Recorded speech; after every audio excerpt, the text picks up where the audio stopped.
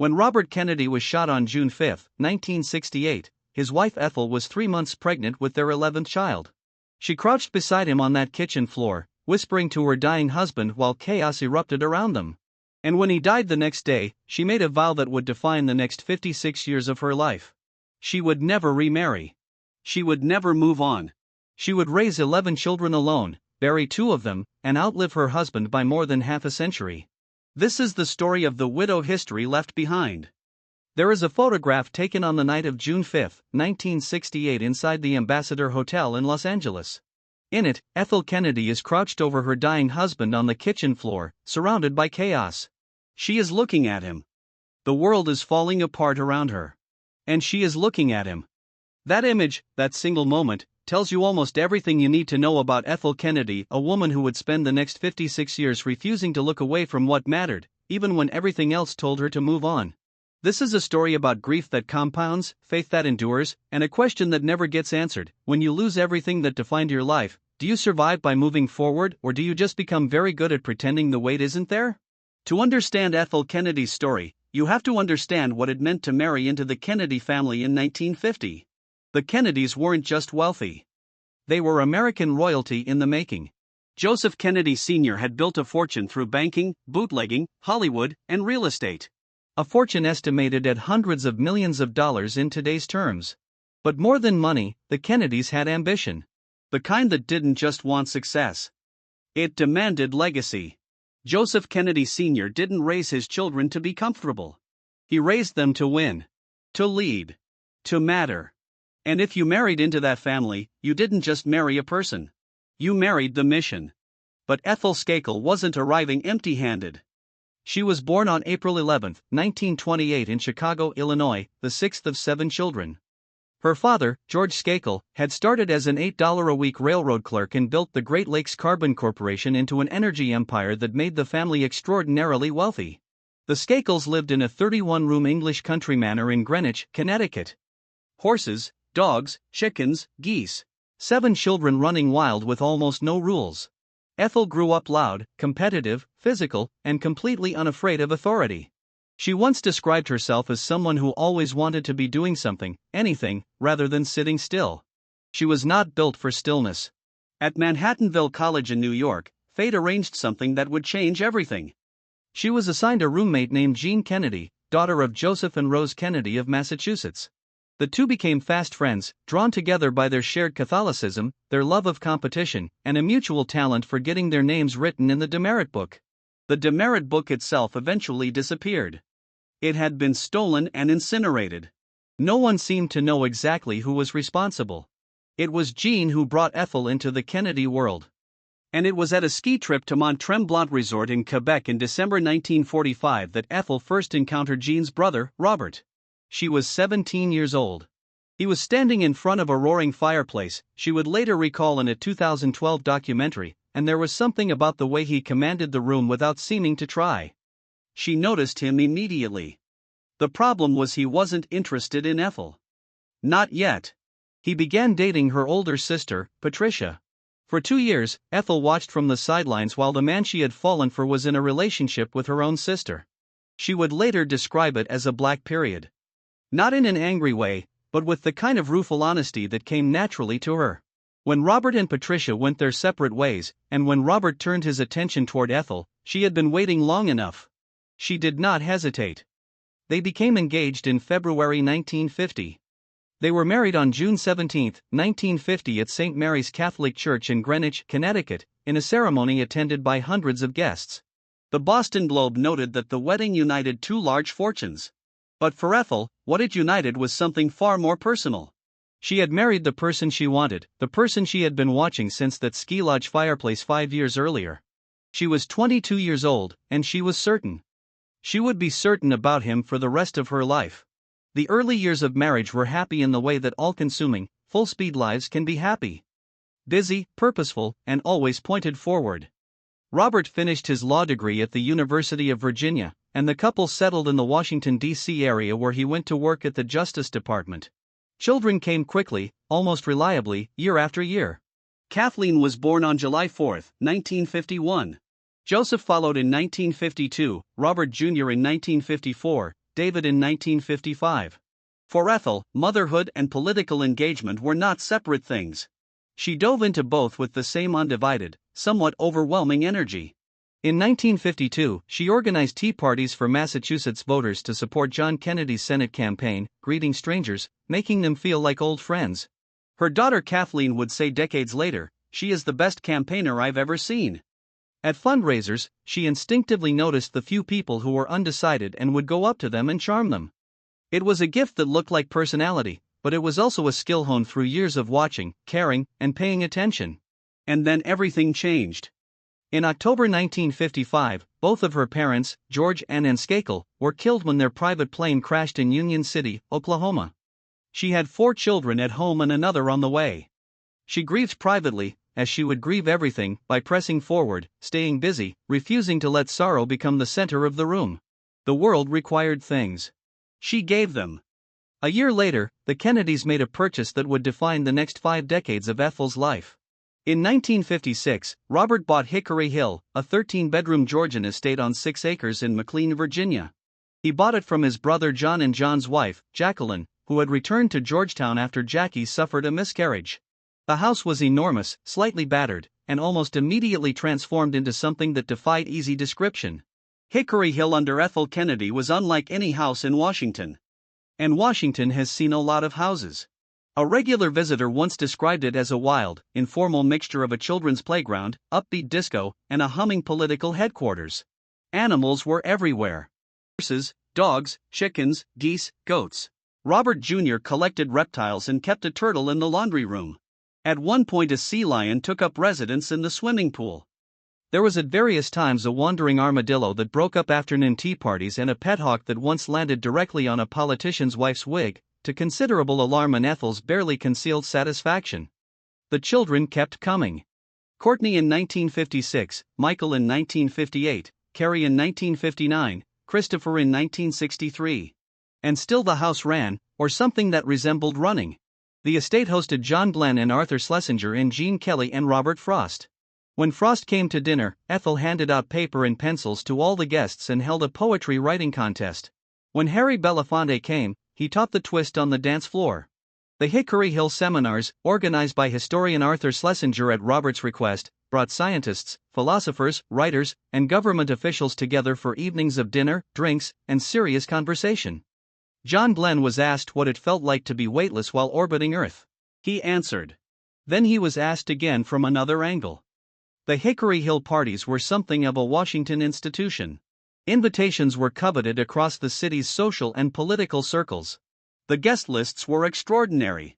Senators, cabinet members, astronauts, artists, all mixed together in the same rooms, spilling out onto the lawns.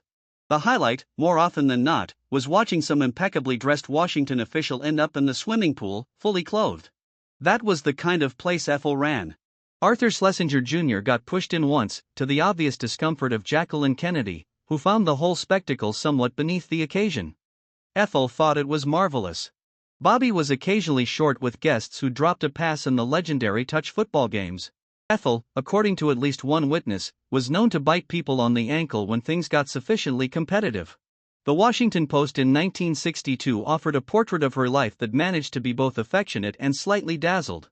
Petite and peppy Ethel, who doesn't look one bit the outdoorsy type, considers outdoor activities so important for the children that she has arranged her busy cabinet wife schedule so she can personally take them on 2 daily outings. 2 daily outings. 11 children eventually, a 13-bedroom house full of animals, a husband who would call from the office to announce he was bringing 20 people for lunch. Robert, meanwhile, was rising through American public life. He had served as chief counsel to the Senate Select Committee beginning in 1957, taking on organized crime with a seriousness that earned him respect and powerful enemies. He was appointed Attorney General when his brother John won the presidency in 1960. The Kennedy administration brought Ethel fully into the center of the country's political world. She was everywhere, campaigning, hosting, supporting, always moving. Then November 22, 1963 arrived. And what happened that day would change Ethel Kennedy's life in ways she couldn't possibly have imagined. But it was only the beginning. Ethel was at home at Hickory Hill when the phone rang. She picked it up. The caller identified himself as J. Edgar Hoover, director of the FBI, a man who had never called the Attorney General's home before. She handed the phone to Robert and watched his face change. He told her the president had been shot in Dallas. John Kennedy died that day. Robert was never the same again. The grief changed him visibly. He grew more serious, more drawn, more interested in the suffering of people he might not have noticed before. He kept a worn copy of the Greek tragedians on his nightstand. He traveled to the poorest parts of America and came back different each time. Neither in certain ways was Ethel the same, though she showed it differently. Where Robert retreated into private grief, Ethel remained outwardly steady, holding the household together, insisting on forward motion. She was not denying the loss. She simply believed, with the full force of her faith, that collapsing was not an option when 10 children were looking at you. By 1964, Robert had decided to run for the United States Senate, representing New York. Ethel, in her characteristically wry way, suggested the campaign slogan, "There is only so much you can do for Massachusetts." He won. She had been right again. The Senate years were good years in the sense that they had direction and purpose. Robert traveled to the poorest places in America and came back from each trip more altered, more certain that the country needed to reckon with things it had been looking away from. Ethel traveled with him whenever she could. She saw what he saw. She had grown up Republican in a wealthy household that had little reason to think much about poverty. But those years changed her completely. The politics she held in the mid-1960s were entirely her own, forged by things she had witnessed firsthand. In September 1966, her brother George was killed when a light plane crashed in a canyon in central Idaho during an elk hunting trip. Grief layered on top of grief. Douglas, their 10th child, was born the following March in 1967. And yet Ethel kept going, kept hosting, kept campaigning, kept pushing Robert toward the decision she was more convinced of than he was. It was Ethel who pushed hardest for him to enter the presidential race. His biographer Evan Thomas called her his most consistent advocate for a race for the White House. She never doubted it. While Robert agonized over the decision, Ethel organized the children. At Hickory Hill, in the midst of tense discussions about whether he should run, the older kids unfurled a banner from an upstairs window that read, "Kennedy for President," while the record player downstairs blasted, "The Impossible Dream." Ethel had arranged the whole thing. Robert looked up at it and the argument was effectively over. He announced his candidacy on March 16, 1968. The campaign was 85 days long.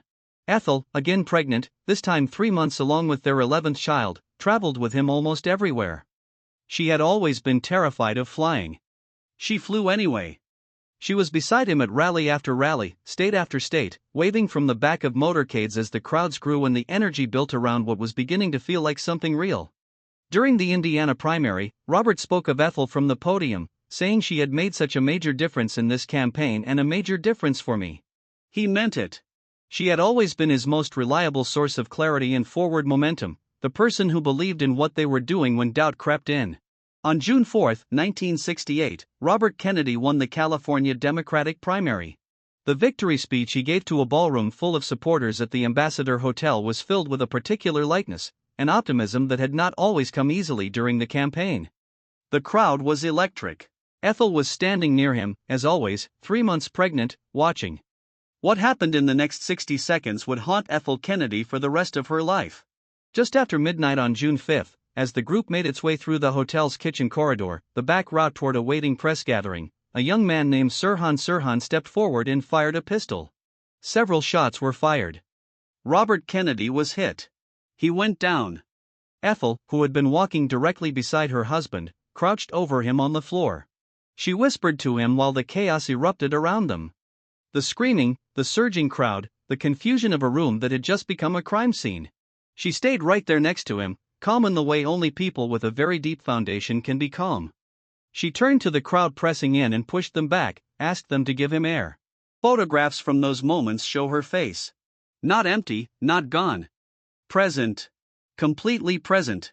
He was transported to the hospital of the Good Samaritan and went into surgery. He died the following day on June 6, 1968 at 42 years old. Ethel Kennedy was 40 years old. She was 3 months pregnant.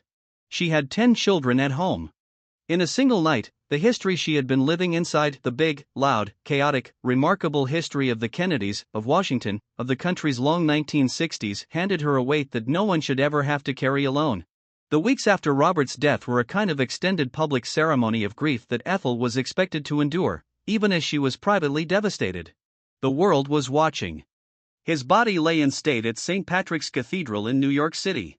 Hundreds of thousands of people filed past.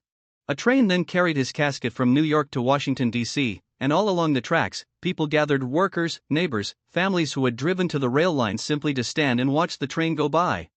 He was buried at Arlington National Cemetery near the grave of his brother John, on a hillside under the stars. Ethel returned to Hickory Hill. She had 10 children and a pregnancy and a house full of animals and a staff that was doing its best.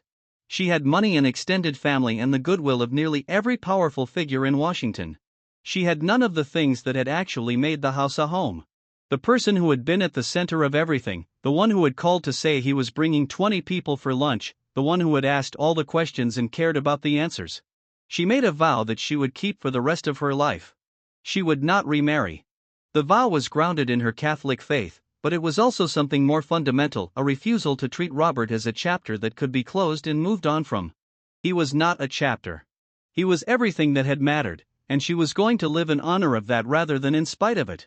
She retreated into Hickory Hill for much of 1968.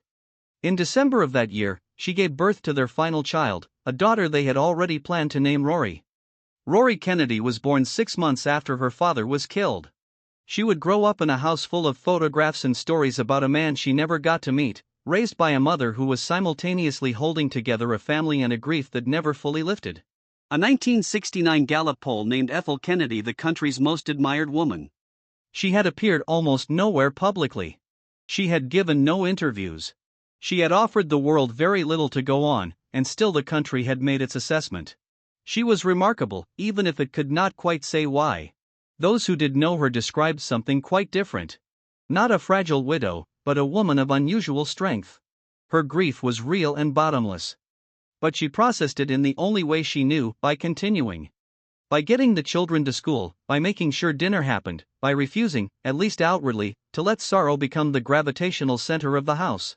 A Time profile from that year drew a now famous comparison to Jacqueline Kennedy. Jackie has traced an aesthetic arc of grief, ending with a stylish whirl into another world. Ethel's special triumph has been to maintain normality. That normality was not accidental. It was chosen every day against the pull of everything that had happened. Within months of Robert's death, while still pregnant with Rory, she helped found the Robert F. Kennedy Center for Justice and Human Rights. She did this in the autumn of 1968, at the low point of everything, when most people would have been incapable of organizing a dinner party, let alone a non-profit organization.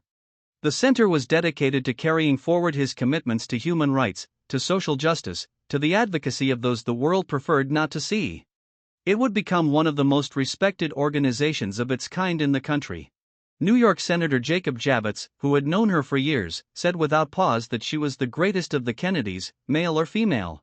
Harry Belafonte wrote in his memoirs, "Of all the Kennedy women, she was the one I would end up admiring the most. She wasn't play acting. She looked at you and immediately got what you were about." The 1970s at Hickory Hill were, by nearly all accounts, a three-ring circus.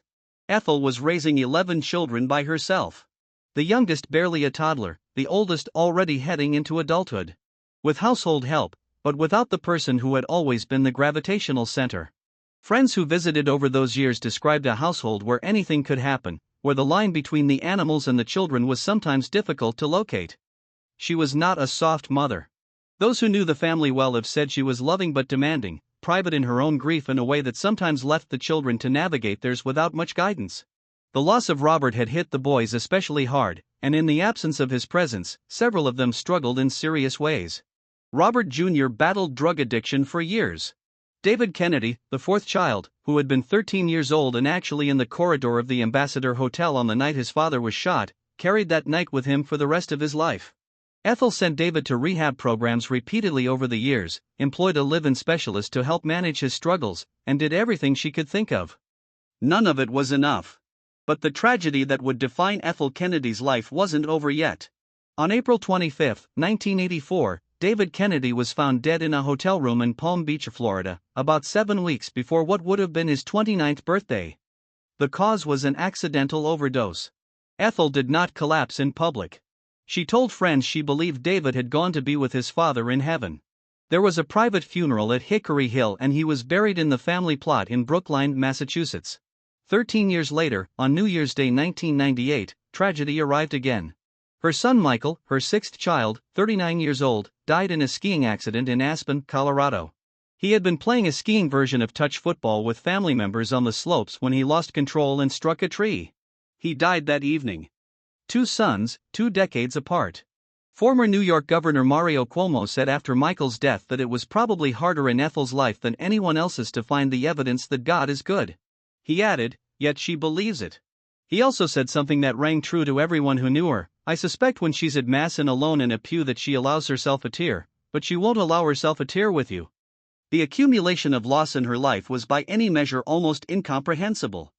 By the time Michael died, she had lost her parents, 2 brothers, a brother-in-law president, a husband, and now 2 of her own children. And she had done all of it in public, under the watch of a country that seemed to regard the Kennedy family as a kind of American mythology it could never quite stop reading. As the children grew and the chaos at Hickory Hill slowly gave way to something quieter, Ethel Kennedy turned more fully to the public work she had started in the darkest months of 1968. The Robert F. Kennedy Center for Justice and Human Rights became one of the most respected human rights organizations in the country. Her daughter Carrie became its president, carrying forward the work in her own right. Several of Ethel's other children also entered public life in ways that reflected what they had seen their father believe in. The Kennedy tradition continued, rooted in things Ethel had insisted on, even when it would have been entirely understandable to let the whole thing go. She threw herself into other causes as well. Migrant workers' rights, Native American rights, environmental protection, gun control. She did not limit herself to lending her name to causes. She showed up. In April 2008, at age 80, she traveled to Indianapolis on the 40th anniversary of the assassination of Dr. Martin Luther King Jr. In 2016 at 88, she appeared in person at a demonstration in Florida in support of higher wages for farm workers. In 2018, at 90, she participated in a hunger strike protesting the Trump administration's immigration policies at the southern border. In 2008, she publicly endorsed Barack Obama for the Democratic presidential nomination and hosted a fundraiser at Hickory Hill priced at $28,500 a plate, raising approximately $6 million in one evening. She said Obama reminded her of Robert. That was not something she said lightly, and everyone in the room knew it. President Obama awarded her the Presidential Medal of Freedom in November 2014, the highest civilian honor in the country. He said she was an emblem of enduring faith and enduring hope even in the face of unimaginable loss and unimaginable grief. She was 86 years old and she received the medal with the directness and economy of motion that had always characterized her. No excess, no performance, just presence. In 2021 at 93, she wrote to the California Parole Board opposing the release of Sirhan Sirhan. She wrote that Bobby had wanted to tame the savageness of man and make gentle the life of the world, and that the person who had ended his life should not be given the opportunity to threaten others again. She sold Hickory Hill in December 2009 for $8.25 million, ending more than half a century of Kennedy presence on those 6 acres in McLean, Virginia. In 2012, Rory's documentary Ethel premiered at the Sundance Film Festival. When the film brought up the night of the assassination, she started a sentence, "When we lost Daddy," and stopped. She looked down. She asked Rory to talk about something else. Even then, 44 years later, some doors stayed mostly closed. On October 3, 2024, Ethel Kennedy suffered a stroke in her sleep. She was 96 years old. On October 10, 2024, she died from complications of the stroke. Her grandson, Joe Kennedy III, announced her passing. It is with our hearts full of love that we announce the passing of our amazing grandmother, Ethel Kennedy. She had outlived 2 of her 11 children. She had outlived her husband by 56 years. She had outlived the whole era she belonged to, the New Frontier, the Kennedy administration, the hope and grief spiral of the 1960s. And she had kept showing up anyway, decade after decade, in rooms where she believed things could still be made better. Her funeral was held 4 days later at Our Lady of Victory Church in Centerville, Massachusetts. President Joe Biden delivered a eulogy. So did former Presidents Barack Obama and Bill Clinton. Biden, who had known her for more than 50 years, said she had a spine of steel and a heart of gold. He said she had taught him and his own family, after the loss of his wife and daughter, how to channel grief into service of something larger. She was buried, as she had always intended, reunited with Robert. History has a tendency to organize itself around the people it can most easily explain. John Kennedy, the Golden President.